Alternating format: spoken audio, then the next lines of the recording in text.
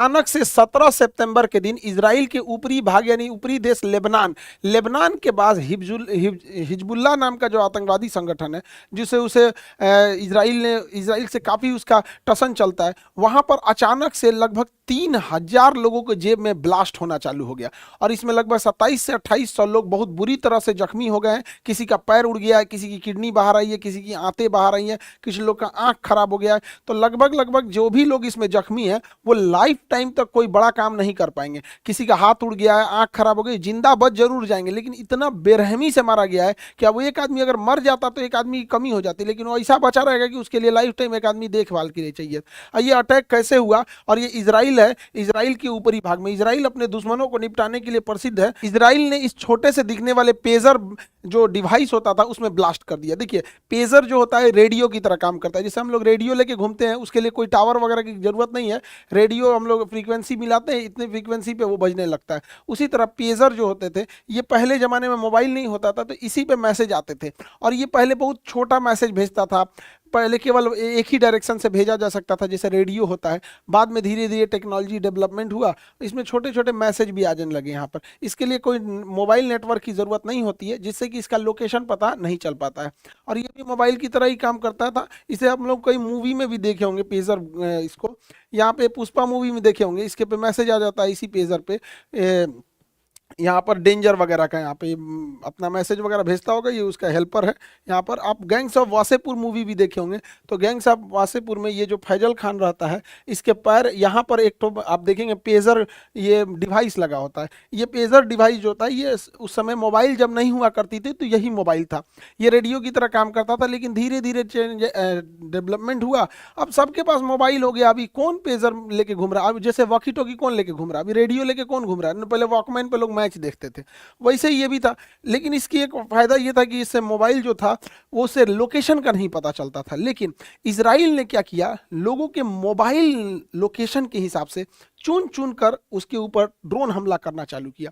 Hezbollah को जब ये पता चला कि इसके जो टॉप मिलिट्री कमांडर हैं वो ड्रोन अटैक में कैसे मारे गए, तो वो लोग यूज़ कर रहे थे मोबाइल यूज़ कर रहे थे। उस मोबाइल के लोकेशन के हिसाब से जो मोबाइल का लोकेशन दिख रहा था, वही लोकेशन ये मिसाइल ऑटोमेटिक इसको कैच कर ले रहा था और वहाँ पिन पॉइंट एक्यूरेसी से हमला कर रहा था। ईरान में भी ऐसे कई हमले कराए गए डायरेक्ट। तो हिजबुल्लाह ने एक एडवाइजरी जारी किया कि अपने सारे मोबाइल हटा दो, फेंक दो, पानी में फेंक दो, या फिर कहीं लोहे के मजबूत ताबूत में रख दो, ताकि सिग्नल ना पता चल सके यहाँ पे, ताकि इजराइल को इसकी जानकारी ना मिल सके।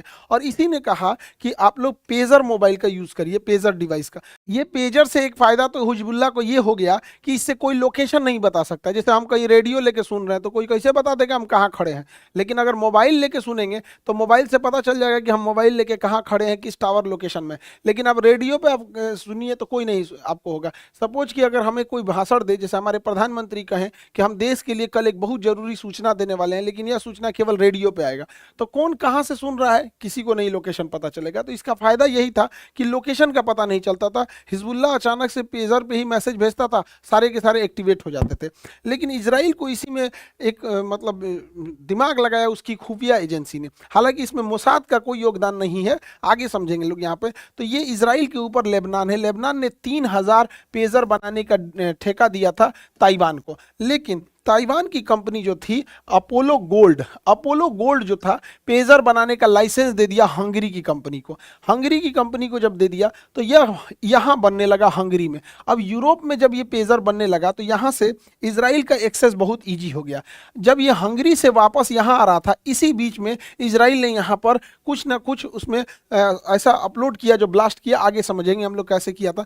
जब ये पेजर हंगरी से 3,000 की संख्या में लेबनान के पास पहुंचा, इसी बीच इजराइल की खुफिया एजेंसी मोसाद के कहने पर इसकी एक यूनिट 8200 है, यहाँ पे इसकी मिलिट्री की एक यूनिट है, उसने क्या किया, प्रोडक्शन में ही इसके बैटरी के बगल में एक विस्फोटक लगा दिया।